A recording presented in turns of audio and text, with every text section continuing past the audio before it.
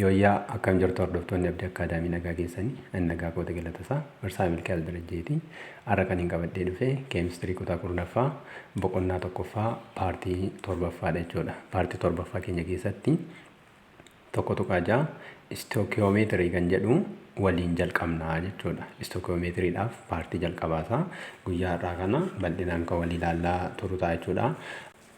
Akkuma yeroo darbe isinii kaasee qabiyyeewwan hanga yoonaa waliin ilaalle keessatti waa'ee chemical reaction kan jedhu ilaalaa turuun keenya ni yaadatama jechuudha. Chemical reaction paartii ja'atti qoonnee ilaalleerra. Paartii torbaffaarraa kaasee boqonnaa kana keessatti istookiyoomeetirii kan jedhu bakka adda addaatti qoonnee waliin ilaalaa turre jechuudha. Gara qabiyyee keenyaadhaatti osoo hin darbiin dura namoonni YouTube chaanaalii keenyaaf haaraa taatan subscribe gochuu hin dagatina. Akkasumas immoo miseensonni Abdii Akkaadaamii share gochuudhaan gahee keessan ba'an isiniin jedha. Itti fufnee qabiyyee keenyaarraa waliin ilaallu jechuudha. Istookiyoomeetirii kan jedhu waliin jalqabne jechuudha. Paartii tokkoffaa keessatti molar ratio imbalance chemical equation and mass relationship kan jedhu qabiyyee keenyarraa keessatti ni ilaallaa jechuudha. Akkuma jalqabarra ibsuudhaaf yaale istookiyoomeetirii jechuun maal jechuudha kan jedhu kana bal'inaan paartiiwwan adda addaa keessatti qoonnee ilaallaa jechuudha. Achi keessaa har'a kan nuti ilaallu paartii tokkoffaa yookaan immoo istookiyoomeetirii keessaa paartii tokkoffaa keessatti molar ratio imbalance chemical equation kan jedhu kana ni jalqabna. Molar ratios imbalanced chemical equation. Molar ratio jechuun maal jechuudha kan jedhullee bal'inaan waliin ilaalaa turre jechuudha. Akkasumas immoo stoichiometric calculation keessaa mass relationship kan jedhu qabiyyee keenyarraa keessatti ni ilaalla. Mass relationship barbaaduudhaa fi mass ratio methodidhaa fi mol ratio methodidhaan barbaaduun akka danda'amu kitaaba keessanirraa taa'ee jira jechuudha. Kanaaf nutis paartii keenyarraa keessatti mass ratio methodidhaa fi mol ratio methodii hammachiisnee kan waliin ilaallu ta'a jechuudha. Mass relationship gaafa jennu maal jechuudha kan jedhullee gadi fageenyaan waliin ilaalaa turre jechuudha. Objectives of the lesson. At the end of this lesson, you should be able to use mol ratios from balanced chemical equations. Walqixxaattoo keemikaalaarraa mol ratio ni barbaaddu yookaan immoo ni shallagdu jechuudha. Mol ratio yookaan immoo mass ratio calculate ni goonaa jechuudha. Mol ratio yookaan immoo mass ratio calculate gochuudhaaf maloota lamaan ilaaluun akka danda'amu qabiyyee keenya gara boodaa keessatti ni kaasna waan ta'eef isa kana sirriitti hubachuun isinirraa eegama jechuudha. And another one is at the end of this lesson, you should be able to solve mass problems based on the given chemical equation or using conversion factor.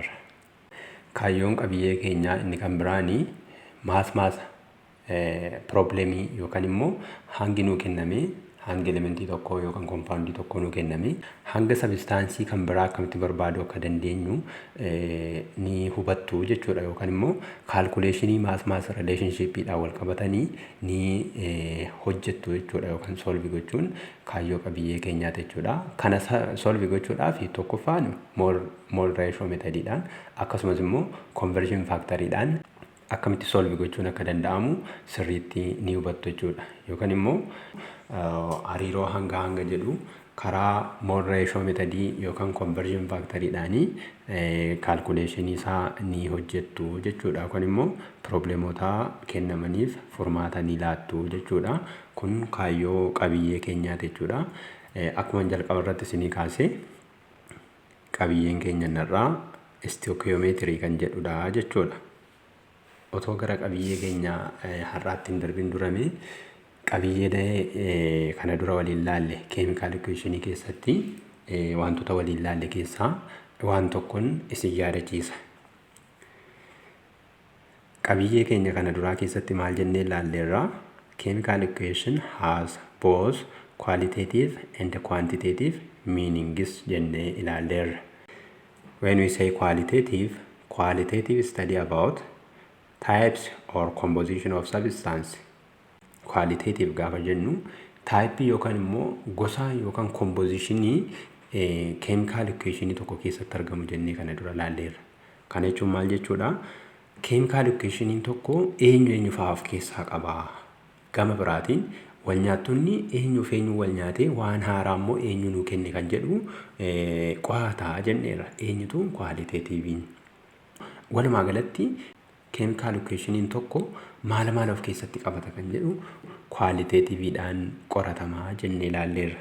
Kan biraan quantitativeedha. When we say quantitative is about relative number of mole, molecule or masses. It is study about the relative number of mole, molecule or masses. Inni kun immoo hammam moolii hammam yookaan molecuulii hammam yookaan hanga hammamtu wal nyaatee firii immoo hanga meeqa nuu kenne kan jedhu agarsiisaa jechuudha.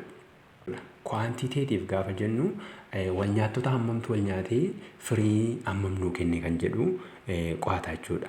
Waa'ee moolii meeqatu wal nyaate, waa'ee molecuulii meeqatu wal nyaate yookaan wal nyaattonni molecuulii meeqatu wal nyaatanii firii molecuulii meeqatu uumame yookaan immoo wal nyaattota giraama meeqatu wal nyaatee firii giraama meeqa kenne kan jedhu qo'ataa jechuudha. Eenyutu quantitative. Quantitative property of substance are studied under stoichiometry. Stoichiometryidhaan qoratama. Waa'een maali? Quantitative property. Stoichiometry'n gaa bal'inaan kan inni wajjin ka'u yookaan immoo kan inni qo'atu waa'ee quantitativeeti jechuudha. Quantity hammam isa jedhu qo'ataa jechuudha yookaan immoo hariiroo wal nyaattotaa fi bu'aa lakkoofsaan ibsaa jechuudha stoichiometry'n. Gama biraatiin stoichiometry gaafa jennu jecha Giriikii irraa dhufe. Jecha Giriikii lamarraa dhufe. Tokko stoikein kan jedhu akkasumas immoo meetiroon kan jedhu jecha Giriikii kana lamaan irraa dhufe jechuudha. Stoikein jechuun akka afaan Giriikiitti element jechuudha. Element jechuudha. Meetiroon jechuun immoo measure jechuudha. So stoichiometry studies about quantitative relationship between reactant and product. Kanaaf stoichiometry'n hariiroo wal nyaattotaa fi firii lakkoofsaan ibsa jechuudha. Yookaan immoo quantitative relationship wal nyaattotaa fi productii keenyaa ibsa jechuudha. Elementoota hammamtu wal nyaate yookaan reactantii hammamtu wal nyaate firii immoo hammam nuu kenne lakkoofsaan agarsiisa. Yookaan quantitative relationship kan reactantotaa fi kan productii agarsiisa jechuudha stoichiometry'n. So stoichiometry is study of quantitative composition of substance. Quantitative compositionii wantoota qorataa jechuudha. Eenyutu stoichiometry'n. Quantitative gaafa jennu hanga wal nyaattotaa fi firii lakkoofsaan ibsu jechuudha. Quantitative jechuun lakkoofsaan hamma moolii meeqatu wal nyaate yookaan immoo molecuulii meeqa yookaan giraama hanga isaanii hammamtu wal nyaate kan jedhu sana qorataa jechuudha stoichiometry'n. And stoichiometry is study of amount of reactant and the product. Hanga hammamtu wal nyaate, moolii meeqatu wal nyaate, molecuulii meeqatu wal nyaate, productii immoo moolii meeqa yookaan molecuulii meeqa yookaan immoo giraama meeqa kenne kan jedhu sana qo'ataa jechuudha. Eenyutu stoichiometry'n. Kanarraa kaanee stoichiometry'n hariiroo reactantii fi productii lakkoofsaan ibsaa jechuudha.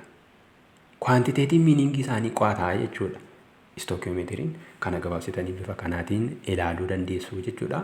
Stoichiometric calculation are done for balanced chemical equations.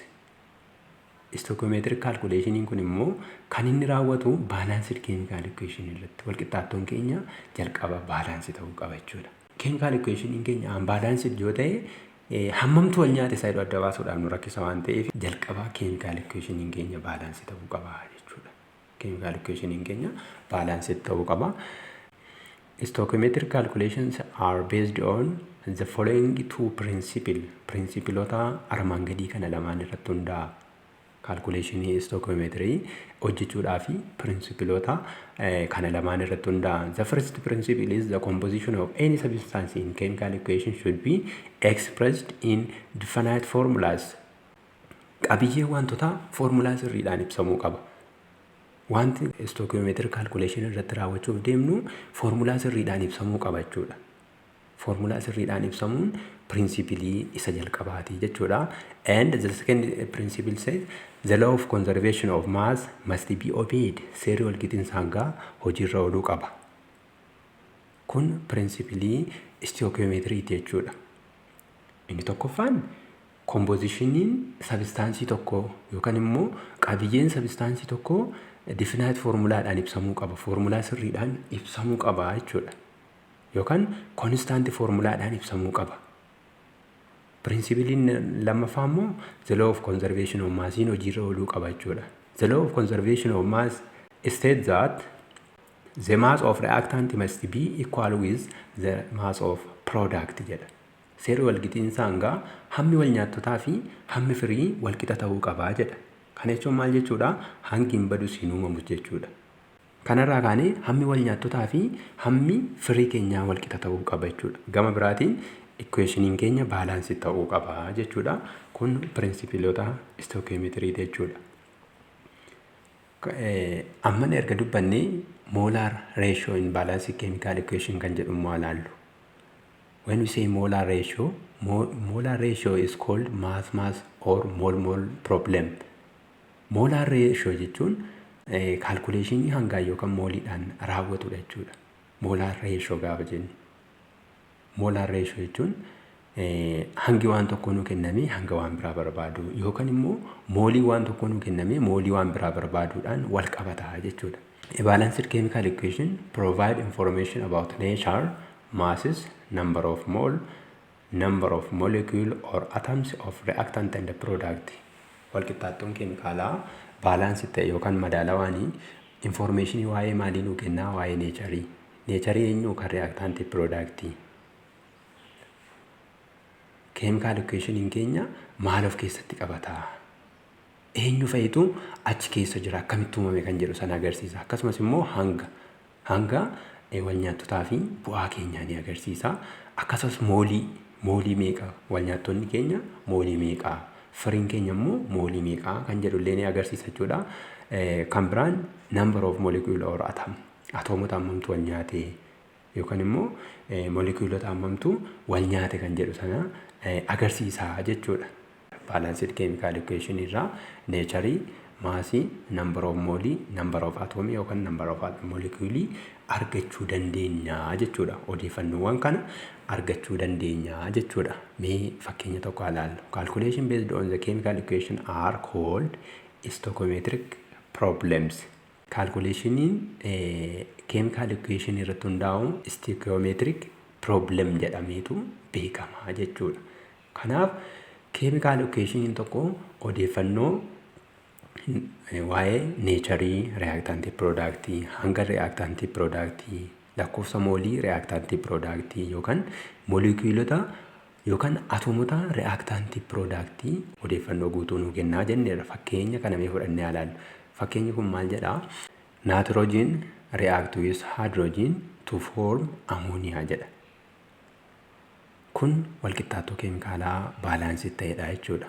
Walqixxaattoo hima keemikaalaa baalaansii ta'e. Hima keemikaalaa kanarraa odeeffannoo akkamii argannaa kan jedhu mee ilaallu.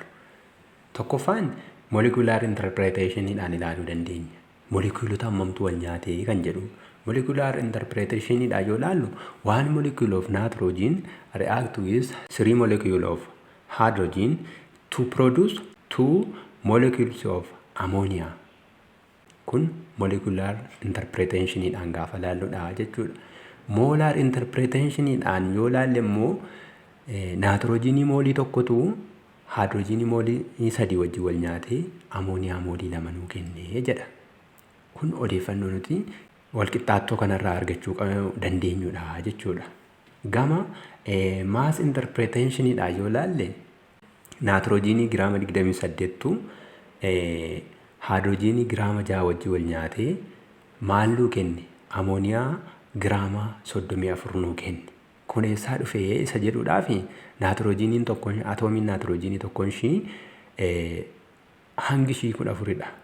Moolekiyuuliin kun immoo 28 giraama of keessaa qaba jechuudha. Haayidroojiiniin tokkoon ishii tokko jenneerra lamaan ishii lama. Kofiyantiin as jiru immoo 3dha. Kanaaf giraama 6tu wal nyaate jechuudha. Amooniyaan immoo haayidroojiinii 6 qabna. Haayidroojiinii 6 ida'uu naatiroojiinii 2 lamaan ishii 28 jenneerra.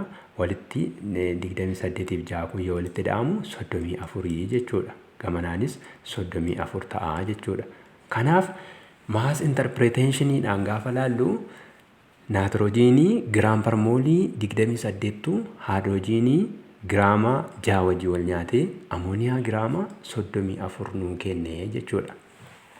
Walqixxaattoo keemikaalaa baalaansii ta'e irraa maal argachuu dandeenya isa jedhuudhaa fi hanga wal nyaattotaa argachuu dandeenya. Lakkoofsa moolii wal nyaattotaa fi bu'aa yookaan piroodaaktii keenyaa argachuu dandeenya. Lakkoofsa moolekiyuulii yookaan lakkoofsa atamii wal nyaattotaa fi bu'aa keenyaa argachuu dandeenya jechuudha. Odeeffannoowwan kanneen argachuu dandeenya jechuudha. Calculation based on chemical equation. Calculationiin walqixxaattoo keemikaalaa irratti hundaa'u yookaan stoichiometric problem warri jennuuni bakka gurguddaa sadiitti qoonnee ilaaluu dandeenya jechuudha. Mass relationship, volume relationship, mass volume relationship jennee bakka gurguddaa sadiitti qoonnee ilaaluu dandeenya jechuudha. Mass problem jechuun hangi waan tokko nuu kenname hanga kan biraa barbaadudha. Volume problem gaafa jennu immoo qabee waan tokko nuu kenname qabee kan biraa barbaadudha. Mass volume problem gaafa jennu immoo hangi waan tokko nuu kenname qabee waan biraa barbaadu yookaan immoo qabee waan tokko nuu kenname hanga kan biraa barbaadu jechuudha. Bakka gurguddaa kana sadanitti qoonnee ilaaluun ni danda'ama jechuudha. Akkuma jalqaba isinii kaasee paartiin keenya irraa maas relationship yookaan immoo maas problem irratti xiyyeeffata jechuudha. Itti fufnee ilaallu. Maas relationships. Hariiroo hanga kan jechuun maal jechuudha? Hangi waan tokko nuu kenname hanga nuu kenname sana dhaabbannee hanga waan biraa barbaadu. The mass of one substance is determined from a given mass of another substance. Hangi wanta tokko maalirraa determine ta'a yookaan calculate ta'a hanga nuu kennamerraa. Hanga nuu kennamerraa hanga waan biraa determine gochuu dandeenya jechuudha. There are two methods for solving mass problem. Hariiroo hanga kana furuudhaaf yookaan problemii hanga kana furuudhaaf mala lama fayyadamna jechuudha. Tokkoffaan mass ratio methodidha. Mass ratio methodidhaan inni lammaffaan immoo mole ratio methodidhaan mole ratio methodidhaan barbaaduu dandeenya jechuudha. Hanga fayyadamne yookaan moolii fayyadamne maas relationship kana barbaaduu dandeenya jechuudha. Kanaaf biyya keenya irraa keessatti isaan kana lama irratti xiyyeeffanneetu ilaalla jechuudha. Mee jalqaba irratti mass ratio methodidhaan haa ilaallu. In this method, the mass of one substance is determined from a given mass of the other substance using the following steps jedha. Mole ratio methodii keessatti hangi wanta tokko hanga wanta biraanuu kennamerraa kaanee isteepiiwwan gurguddaa 5 fayyadamneetu barbaanna jechuudha. Jalqaba maaltu nuu kennama? Hanga waan tokkootu nuu kennama. Gram of a substance hanga waan tokkootu nuu kennama. Hanga waan tokkoo nuu kennee hanga waan biraa barbaadi jedha jechuudha. Kanaaf hanga waan tokko kan nuu kenname sana dhaabbannee hanga waan biraa isteepiiwwan gurguddaa 5 kanarratti hundoofnee barbaaduu dandeenya jechuudha. The first Stepin jalqabaa right balance chemical equation yeroo kamiyyuu kan isin dagachuun qabne isa kana jechuudha. Chemical equation barreessuu. Chemical equation keenya adda barreeffannee maal goona? Balance goona. Kanaaf walqixxaattoo madaalawaa barreessuun step tokkoffaadha jechuudha. Step lammaffaa irratti place the given mass above the corresponding formula and x above the formula of substance whose mass is to be determined. Maal goona? Hangi nuu kenname jira. Hanga nuu kenname sana formulaa keenya gubbaa irratti barreeffanna. Formulaa keenya gubbaa irratti barreeffanneetu hanga wanta barbaaduuf deemnu gubbaa isaatti immoo x goonaa jechuudha. Kan nu kenname giraamaan gubbaa isaa irratti erga barreeffannee kan barbaaduuf deemnu immoo x foormulaa keenya gararreetti barreeffanna mataa isaanii irratti jechuudha. Steepii lammaffaa keessatti kana goona jechuudha. Steepii sadaffaa irratti immoo write the total molar mass of substances below the formula of each substance jedha. Malli nuti ittiin barbaaduuf deemnu mass ratio methodidha. Hanga nu kenname foormulaa keenya mataa irratti barreeffanne jenneerra. Erga hanga kana barreeffanne jalatti immoo molar maasii wanta barbaaduuf deemnu jala isaa irratti barreeffanne jechuudha. Steepii sadaffaa irratti molar maasii barbaanneetu molar maasii jala foormulaa keenya irratti barreeffanne jechuudha. Total molar mass is the molar mass of substance multiplied by its coefficient. Total molar massiidha kan bakka kanatti nu barbaachisu. Total molar mass jechuun molar maasii baay'isuu coefficientiidhaan baay'isneetu total molar maasii arganna jechuudha. Molar mass jechuun immoo maal jechuudha?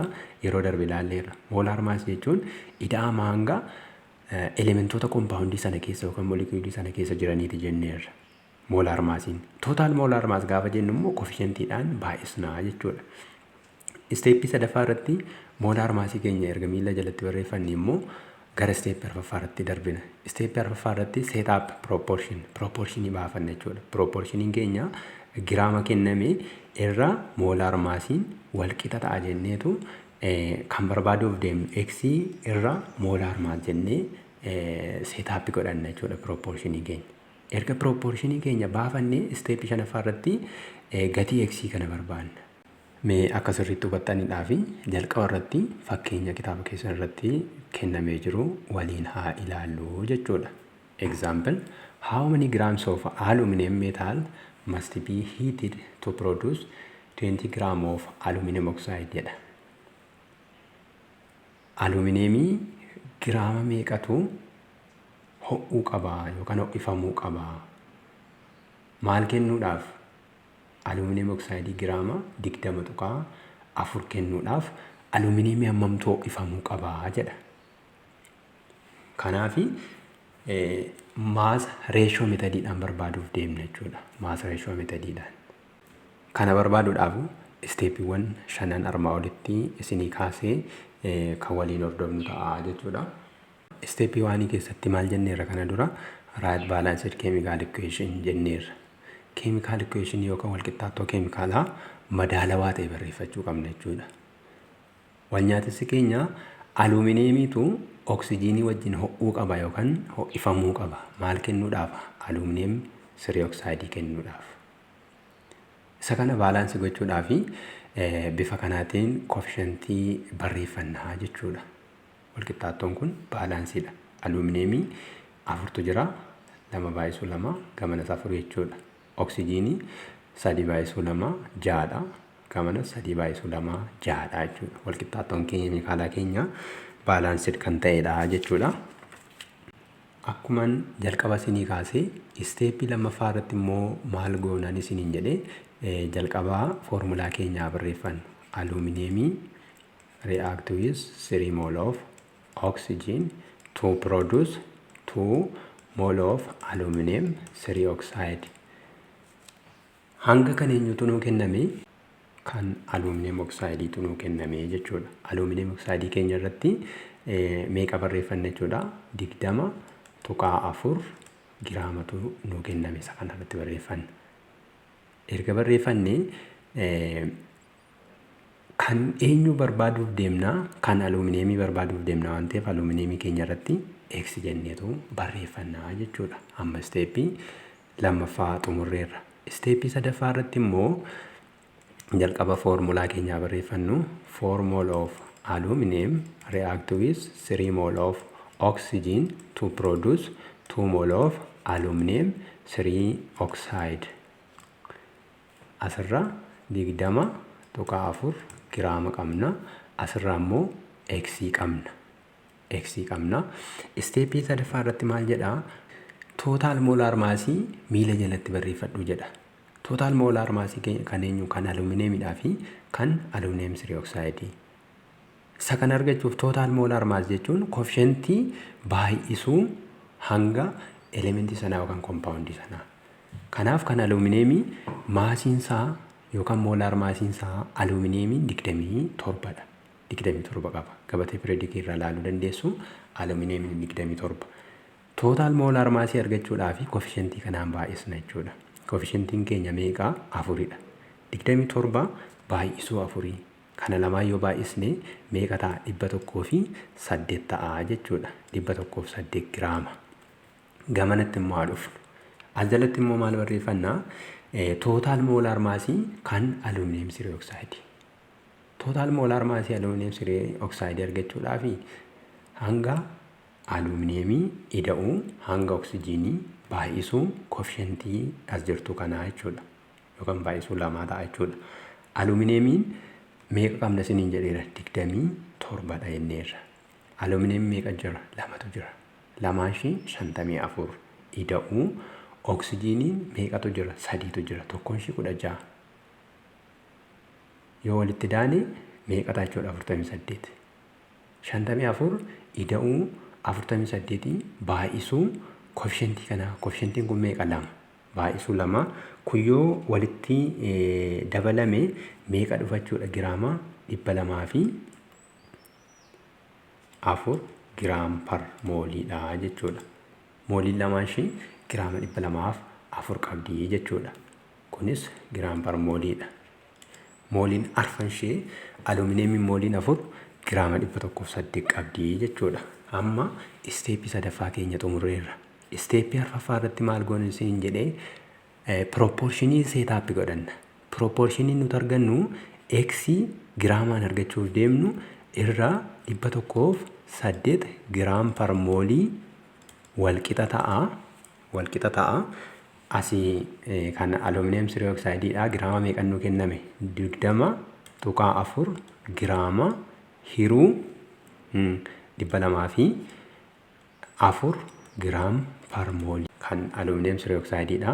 Tootaal moolaar maasiinsaa 204dha jechuudha.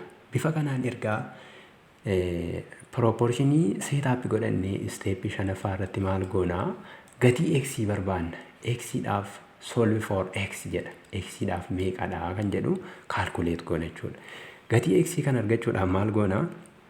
X kana baay'isuu 204 kana seetaappii gochuudhaaf kaalkuleeshin metodiidhaan x baay'isuu 204 x giraam par mooliin walqixa ta'a 108 giraam par moolii baay'isuu 20.4 giraamaa jechuudha. 108 giraam par moolii baay'isuu 204 ishiin kun giraam par moolii otoo hin taane giraamadha. Kun giraam par mooliidha jechuudha. Kanarraa kaanee giraamaa yoo balleeffanne bakka kanatti as deebinee 204 x'n walqixa ta'a. Kana lamaan waliin baay'isuu qabna jechuudha. 108 baay'isuu 20.4 argachuu qabna jechuudha. 108 baay'isuu 20.4 meeqa dhufaa? 2,203.2 giraamaan balleessineerra waan ta'eef iddoo kana maaltu jira jechuudha? Giraamaan mooliitu jira jechuudha. Gama kana isheen kun giraam par mooliidha. Erga bifa kanaatiin seetaappii godhannee gama lachuu 204 irra 204 gama kanas 204 irraa jechuudha. Achirraa kaanii gatii x keenya meeqa argannaa? Kana lamaan yoo waliif hirree inni kun yoo waliif hirame 10.8 giraama ta'a jechuudha. Giraama 10.8 argannaa jechuudha. Therefore 10.8 gram of aluminum metal is needed to produce 20.4 gram of aluminum oxide. Aluminemiin giraamni 10.8 yoo oksijiinii wajjin wal nyaatee aluminiyam oksaayidii giraama 20.4 nuu kennuu danda'a jechuudha. Inni kun maas reeshoo metadiidhaan malatti kaalkuleet gochuu dandeenyudha jechuudha. Mee daballee fakkeenya lammaffaa ilaallu akka sirriitti hubattaniidhaa fi fakkeenya lammaffaa ilaallu. Fakkeenya lammaffaa keenya immoo isarraa fudhannee exercise 1.9 gaaffii achi keessa jiran keessaa fudhannee jechuudha. Gaaffichi akkas jedha. How many gram of calcium carbonate are needed to react with 50.2 gram of hydrochloric acid according to the following equation jedha. Calcium carbonatein giraama meeqatu hydrochloric acid giraama 15.2 wajjin wal nyaachuu qabaa jedha. Kana solve gochuudhaaf jalqabaa steeppiin keenya jalqabaa walqixxaattoo keemikaalawaa baalaansii ta'e barreeffachuudha. Walqixxaattoo keemikaalaa baalaansii ta'e barreeffachuudha. Himni nuu kenname kaalsiyam kaarbooneetiin hydrochloric acid wajjin wal nyaatee kaalsiyam kloraayidii kaarboon daayoksaayidiidhaa fi bishaan kennaa jedha. Kun hima nuu kennamedha. Walqixxaattoo keenya bifa kanaatiin erga baalaansii godhannee baalaansii gochuusaa cheek gochuudhaaf kaalsiyamiin gamana 2 gamanas 2 kaarbaniin as tokko gamanas tokkodha. Oksijiiniin gamana 3 oksijiiniin as 2 as tokko 3 haayidrojiiniin gamana 2 haayidrojiiniin gamanas 2 kilooriiniin gamana 2 kilooriiniin keenya gamanas 2 jechuudha. Himni keenya yookaan walqixxaattoon keenya baalaansii ta'eera jechuudha. Isteeppii lammaffaa irratti maal jedhaa? Jalqabaa foormulaa keenya barreeffanna. Calcium carbonate react with hydrochloric acid to produce calcium chloride plus carbon dioxide plus H2O. Kun walqixxaattoo keemikaalaa keenyadha. Erga kana barreeffannee isteeppii lammaffaa irratti kan nu kenname mataa gubbaa irratti barreeffanna. Eenyu nu kenname? Hydrochloric acid giraama 15.2 nu kenname. 15.2 giraamatu nu kenname. Kan nuti barbaaduuf deemnu kaalsiyam kaarbooneetiidha waan ta'eef kaalsiyam kaarbooneetii keenya irratti X barreeffannaa jechuudha. Gara isteeppii sadaffaa irratti darbina. Isteeppii sadaffaa irrattis jalqabaa foormulaa keenya barreeffanna jechuudha. 1 mole of calcium carbonate react with 2 mole of hydrochloric acid to produce 1 mole of calcium chloride plus 1 mole of carbon dioxide plus 1 mole of water. Kun foormulaa keenyadha. Asirraa X keewwanneerra asirra immoo giraama 15.2 qabna jechuudha. Isteeppii sadaffaa irratti tootaal moolaar maasii barbaanneetu kompaawundoota keenyaaf tootaal moolaar maasii isaa barbaannee miila jalatti barreeffannaa jechuudha. Tootaal moolaar maasiin koofishantii baay'isuu moolaar maasii elementoota kompaawundicha keessa jiraniiti jenneerra. Moolaar maasii kana argachuudhaaf koofishantiin as jirtu kana tokkodha. Kanaaf ittiin baay'isuun nu barbaachisu jechuudha. Kaalsiyamiin giraama 40dha. Ida'uu kaarbooniin 12dha. Giraama 52 ida'uu oksijiiniin immoo tokkoon ishii 16 sadan ishii immoo 48 qabdi. 52 ida'uu 48 inni kun giraam par moolii 100 ta'a jechuudha. 100 giraam par moolii ta'a. Achii booda immoo kan hydrochloric acid barbaanna. Hydrochloric acidiidhaaf tootaal moolaar maasii barbaaduudhaaf moolaar maasii haayidrojiinii ida'uu moolaar maasii kilooriiniiti. Moolaar maasiin haayidrojiinii 1 giraama 1 dhanneerra. Ida'uu kilooriiniin 35.5dha. 35.5 ida'uu tokko 36.5 ta'a jechuudha. Tootaal moolaar maasii argachuudhaaf immoo koofishantiidhaan baay'isneerra. Koofishantiin iddoo kana jirtu meeqa? 2dha. So 2 baay'isuu 36.5 meeqa ta'a jechuudha? 73 giraam par moolii ta'a jechuudha. Isteeppii sadaffaa keenya xumuranneerra. Isteeppii arfaffaa irratti immoo maal goonaa? Pirooporshinii seetaappaa godhannu. X irra 100 giraam par mooliin walqixa ta'a. 15.2 giraama irra 73 sadii giraam par moolii ta'a jechuudha. Asitti giraama kanaan balleessuu dandeenya. Moolii as jirtu immoo moolii asii jirtuun barreessuu dandeenya. Dhumarratti giraama argannaa jechuudha. Kana isteeppii arfaffaa irratti erga seetaappii godhannee isteeppii shanaffaa irratti gatii x kanaa barbaanna jechuudha. Gatii x kanaa argachuudhaaf kiriis kiroosii baay'isneetu waliif irra jechuudha. Kiriis kiroosii gaafa baay'isnu x baay'isuu 73 walqixa ta'a. 100 baay'isuu 100 giraama baay'isuu 15 tuqaa 2 giraama baddeetti waan ta'eef isa kana ta'a jechuudha. Erga bifa kanaatiin barreeffannee x kan argachuudhaaf gamana 73 gamanas immoo 73 hirraa jechuudha.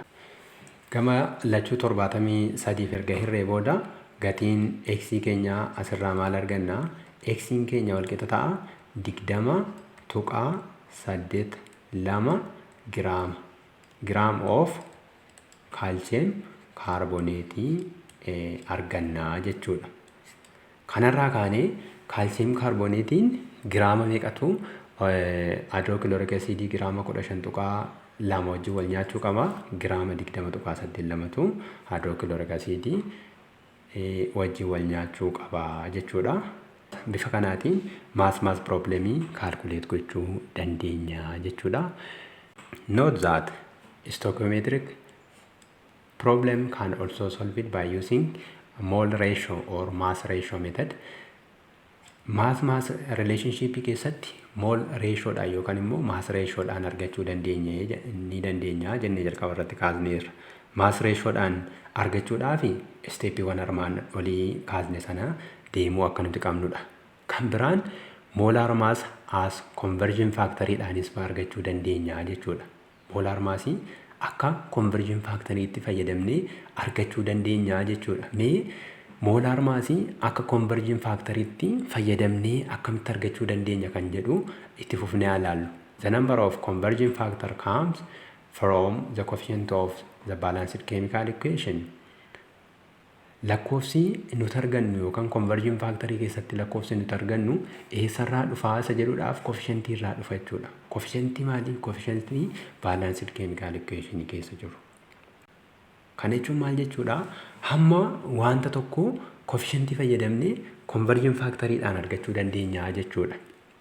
Fakkeenyaaf maasii barbaanna yoo ta'e maasii waan tokko coefficientii balanced chemical equation keessa jiru fayyadamnee conversion factory dhaan salphaatti argachuu dandeenya jechuudha.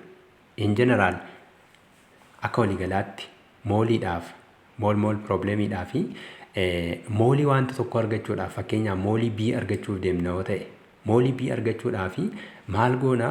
Mole of A times mole ratio. Moolii kan nuu kenname baay'isuu mole ratio yoo ta'e moolii wanta biraa salphaatti argachuu dandeenya. Akkasumas maas probleemii keessatti immoo maasii waan tokko barbaaduudhaaf given mass times mole ratio times molar mass ratio jennee argachuu dandeenya jechuudha. Kanaaf maasii sabistaansii wayii argachuu barbaanna yoo ta'e maasii sabistaansii wayii argachuu barbaanna yoo ta'e mass of sabistaansii sanamee B jennee haa fudhannu. Mass of B barbaanna yoo ta'e maal goona? Given mass times mole ratio isaatiin baay'isna. Mole ratio times molar mass ratio salphaatti hanga sabistaansii B jedhamu tokko argachuu barbaanne maal goona? Given maasii hanga nuu kenname baay'isuu mole ratio baay'isuu molar mass ratio. Kana yoo waliin baay'isne foormulaa kana fayyadamnee salphaatti argachuu dandeenya jechuudha.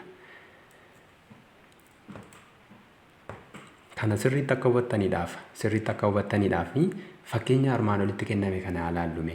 how many gram of aluminum metal must be heated to produce 24.4 gram of aluminum oxide jedha. Fakkeenya kana armaan olitti ilaalleerra jechuudha. Jalqaba koefficientii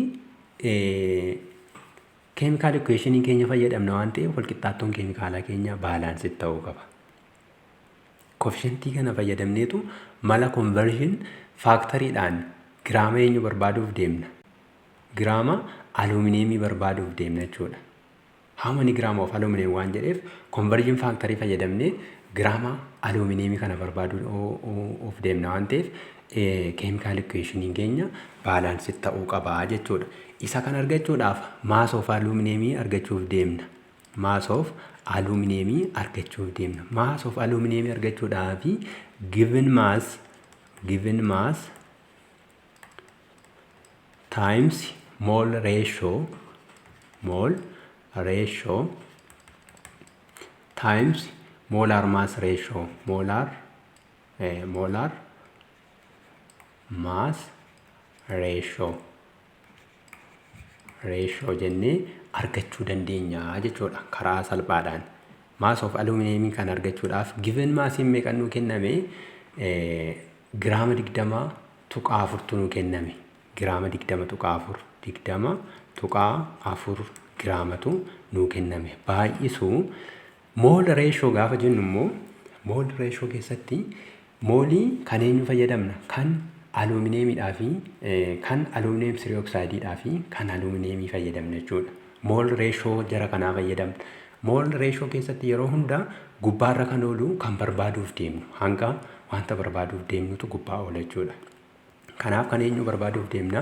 Kan aluminiyemii barbaaduuf deemna waan ta'eef mooliin aluminiyemii kan asitti nuu kenname 4dha. 4 moolii irra molar maasiin aluminiyem trioxide immoo 2 mooliitu nuu kenname jechuudha. Yookaan baalaansii gaafa goonu mooliin iddoo kana jirtu 2 taate jechuudha. Baay'isuu molar mass ratio. Molar maasii keessattis kan gubbaarra oolu kan barbaaduuf deemnudha. Molar maasiin aluminiyemiidha 27 giraamadha jechuudha. Irra kan aluminiyem trioxideidha immoo 102 giraama ta'a jechuudha. Bifa kanaatiin salphaatti argachuu dandeenya jechuudha. Asirraa giraama moolii kanaan giraama kanaan yoo balleeffanne calculationii kana dhumarratti yoo kana hunda waliin baay'isne dhumarratti 10.8 giraama arganna jechuudha. Calculationii keenya dhumarratti gram of aluminiyem argachuu dandeenya jechuudha. Bifa kanaatiin salphaatti conversion factoryidhaan salphisnee argachuu dandeenya jechuudha. Kanarraa kaanee mala lamaan argachuu dandeenya. Mass problemii keessatti mass ratioodhaan yookaan immoo conversion factoryidhaanis argachuu akka nuti dandeenyudha jechuudha. Kitaaba keessanirraa kan taa'ee jiru. Mass relationship bifa kanaatiin yoo ilaalle isa kana sirriitti hubachuudhaaf kitaaba keessan sirriitti gadi fageenyaan dubbisaa. Exersaayisiiwwan kitaaba keessanirra jiru. Fakkeenyuma nama armaan olitti hojjedhe kana lamaan irra dhaabbachuudhaan sirriitti irra deddeebi'aatii dubbisa. Waan isiniin galle yoo jiraate immoo comment section jala nuu kaa'aa isiniin jedha. Lammaffaa irratti qabiyyee keenya keessatti kan nuti ilaallu mole ratio methodidha. Mole ratio methodii keessatti hangatu nuu kennama. Maasiitu nuu kenname. Maasiin sabistaansii wayii yoo nuu kenname jalqaba gara kamitti deebisna? Gara mooliitti deebisna. Mooliitti deebisneetu achii booda dhumarratti immoo gara maasiitti deebisna. Mole ratio methodidhaan akkamitti ilaaluun danda'amaa kan jedhume itti fufnee ilaallu. Akkuma armaan dura ilaalle steepiiwwan gurguddaa 5 fayyadamnee ilaalla. Steepii 1 right balanced chemical equationidha. Bakka kamittiyyuu balanced chemical equation baay'ee murteessaadha jechuudha. Mole ratio methodii keessatti steepiin jalqabaa balanced chemical equation barreessuudha. Erga balanced chemical equation barreeffannee gara steepii lammaffaatti ceena. Steepii lammaffaa keessatti maal goonaa? Convert a given mass to moles jedha. Hanga nuu kenname gara moolitti jijjiiruu qabna. Hanga nuu kenname akkamitti gara moolitti jijjiirraa? N is equals to M over M capital jennee ilaalleerra. n is equals to small m over capital M jennee kana dura kaasneerra.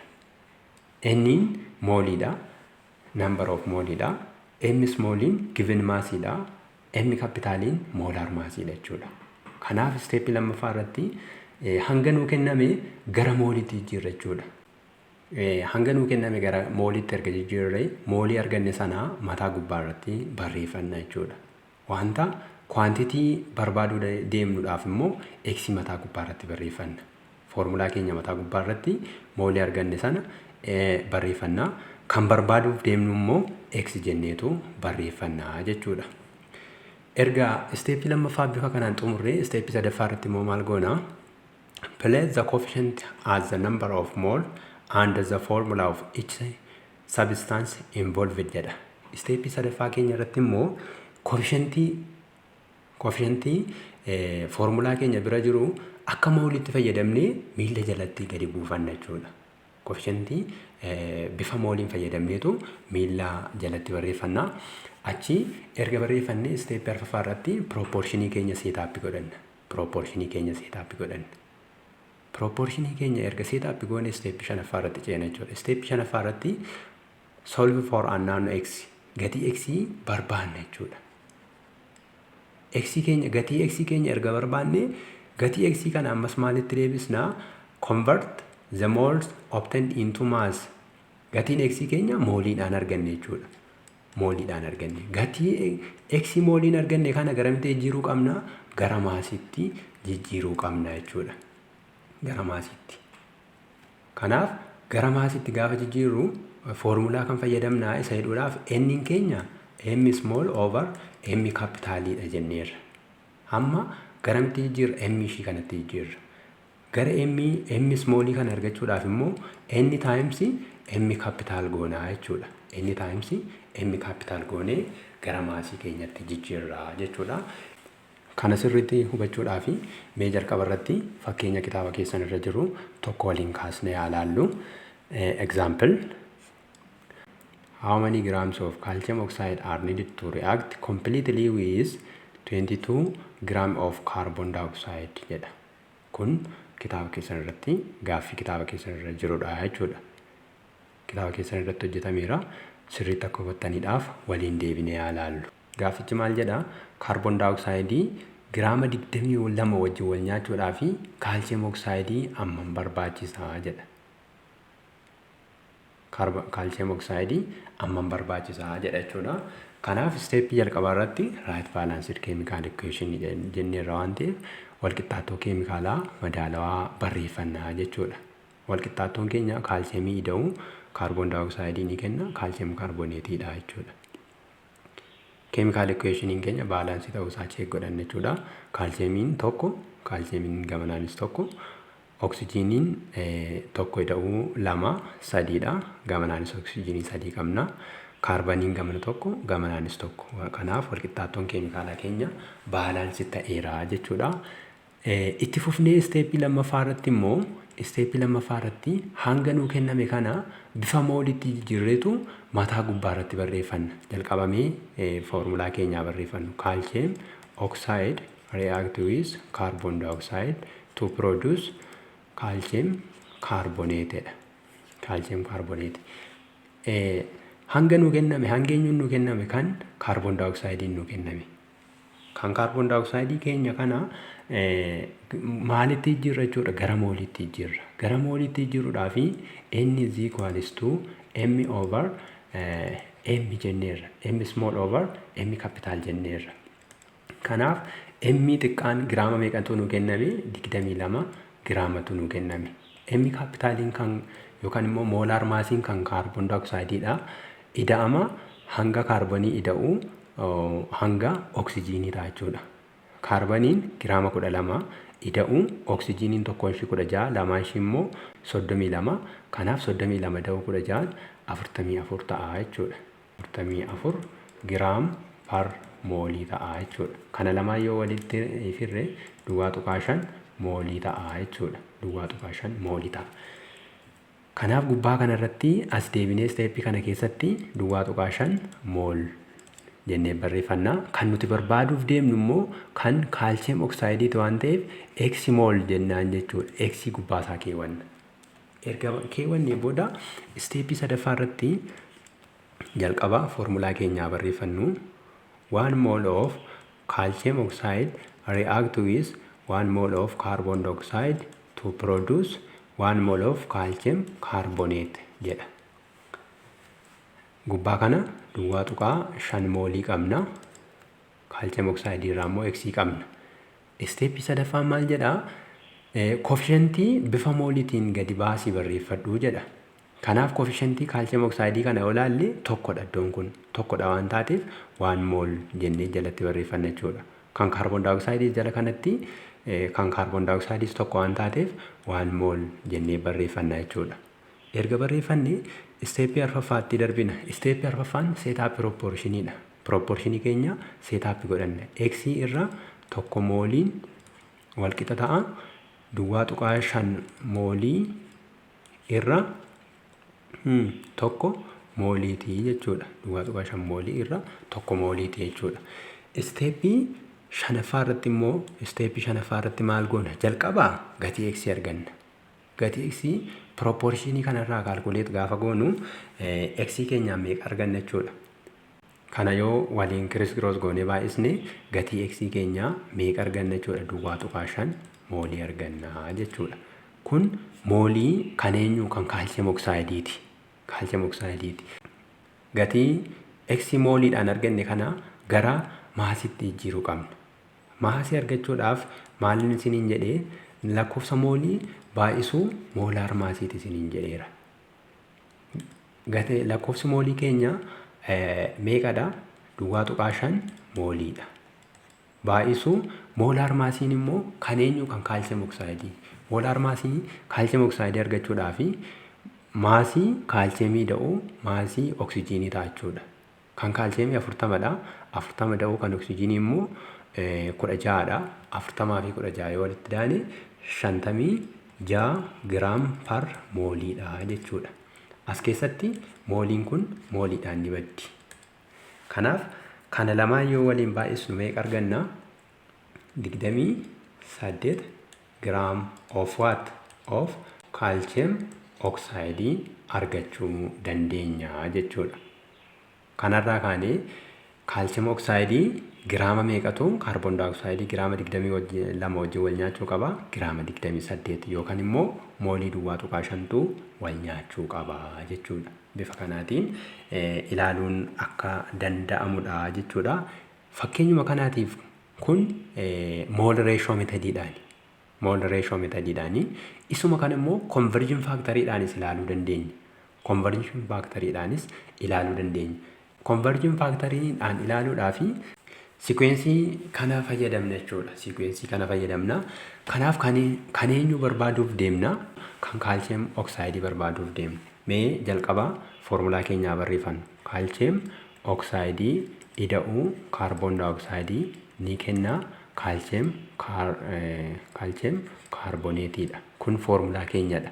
As keessatti kan eenyu nuu kenname? Kan carbon dioxide giraama 22tu nuu kenname. Kan eenyu barbaadna? Kan calcium oxide barbaaduuf deemna jechuudha. Kanaaf calcium oxideedhaaf hanga isaa barbaaduudhaaf mass of calcium oxide which is equals to given mass 22 gram times mole ratio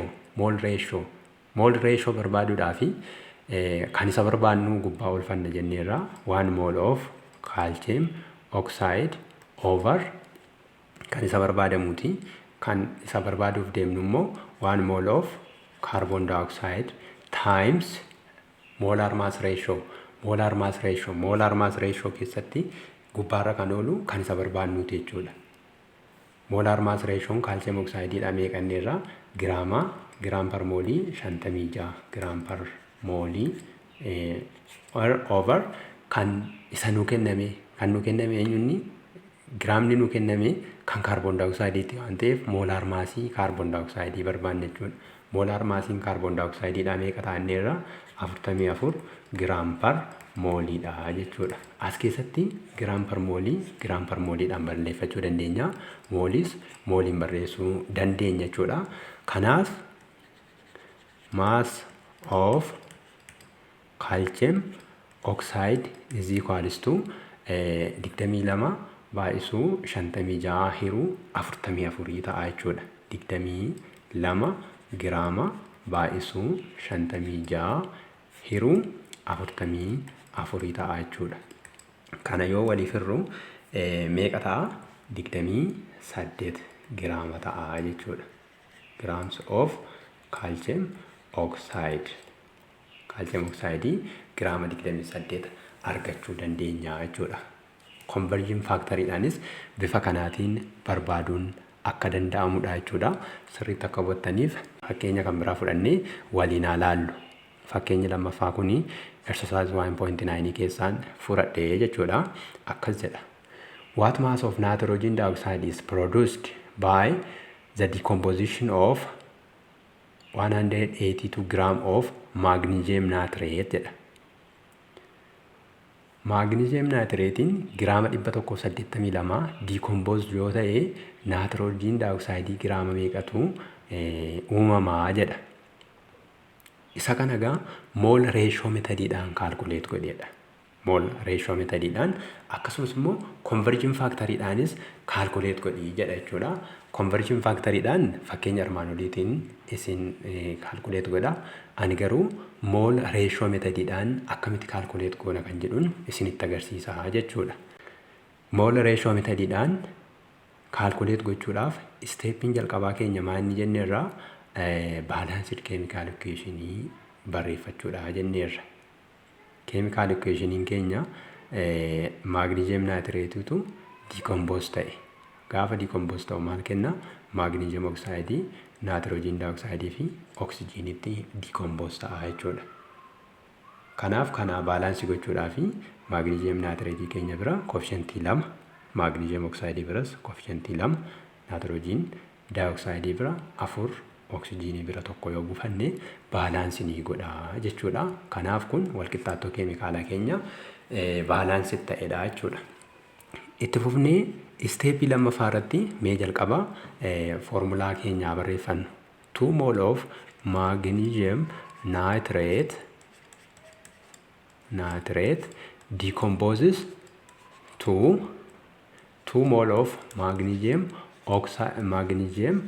oxide plus 4 mole of nitrogen dioxide plus 1 mole of oxygen. Kun walqixxaattoo keemikaala keenyadha jechuudha. Step kana keessa irratti hanga nuu kenname garamitti jirra jechuudha. Gara moolitti jirra. Moolii argachuudhaaf n is equals to m small over m capital jenneerra. Hanga kana eenyuun nuu kenname kan magnesium nitrate keenyatu nuu kenname. Magnesium nitrate hanga meeqatu nuu kenname? 182 giraamadha. 182 giraamatu nuu kenname over molar maasii magnesium nitrate barbaadna jechuudha.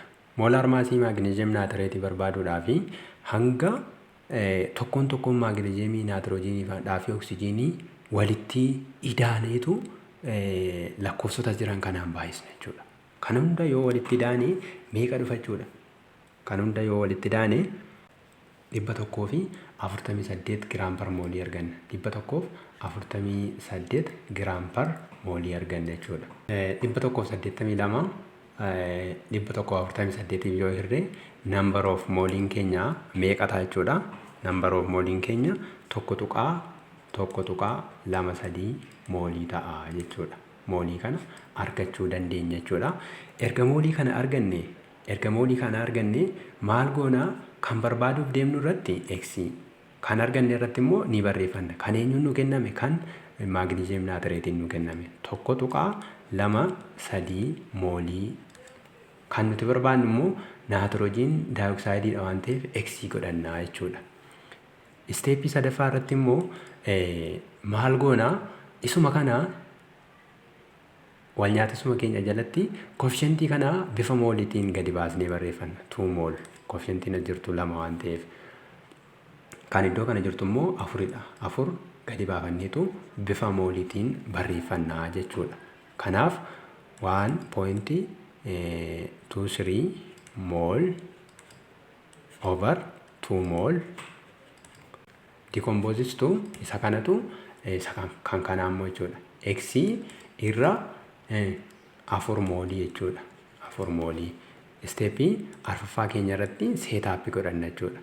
Tokko tuqaa 2 irra 2 moolii. Ishiin kunis mooliidha. Walqixa ta'a X irra meeqaa jechuudha?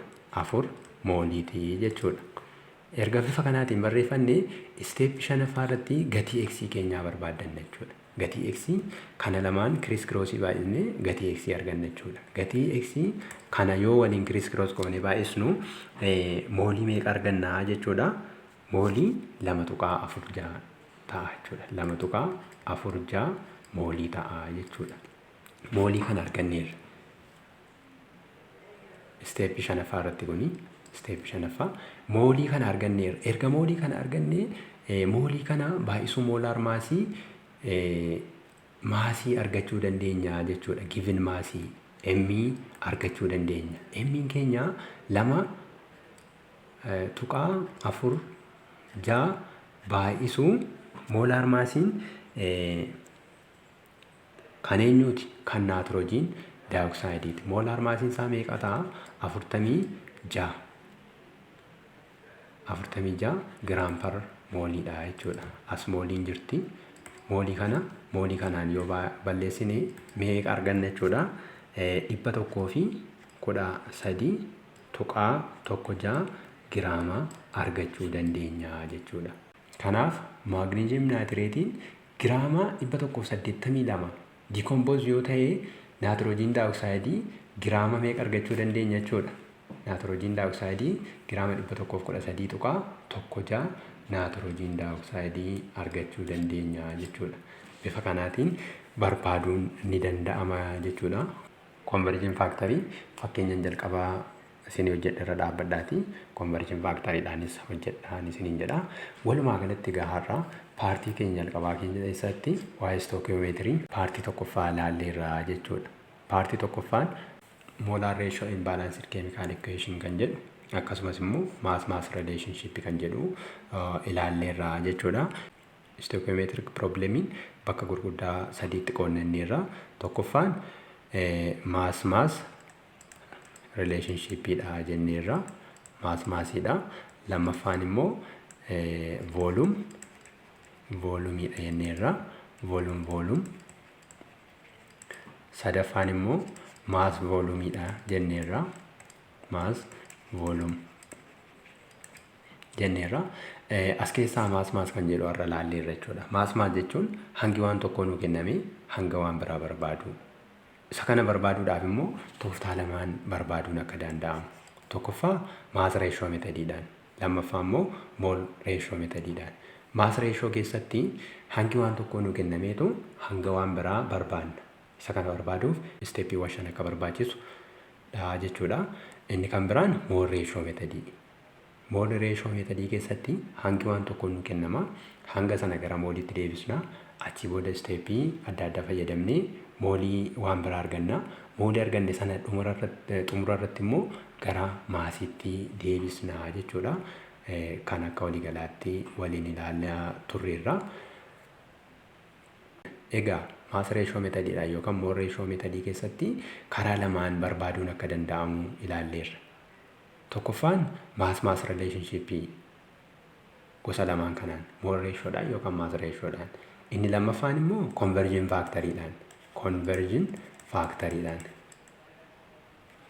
Konverjin faaktariidhaan barbaaduun akka danda'amudha jechuudha. Konverjin faaktarii keessatti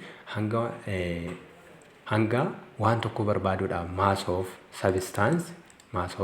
sabistaansii walqixa ta'a. Given mass times mole ratio times molar mass ratio. Molar mass ratio bifa kanaatiin conversion factory keenyaanis barbaaduun akka danda'amu qabiyyee keenya keessatti sirriitti ilaalleerra jechuudha. Kana sirriitti hubachuudhaaf kitaaba keessan sirriitti dubbisaa. Galgaalota kitaaba keessan irra jiran immoo sirriitti hordofaa isiniin jedha. Yeroo taanutti qabiyyee taanu keessatti paartii volume relationship akkasumas immoo mass volume relationship kan jedhuun walitti deebina. Hangasitti namoonni YouTube channelii Abdii Academy faaraa taatan subscribe gochuun dagatina. Akkasumas warri miseensa Abdii Academy taatan immoo share gochuudhaan barattoota biraatiin gahan dhaamsa kooti. Learn smart, shine bright. Thank you.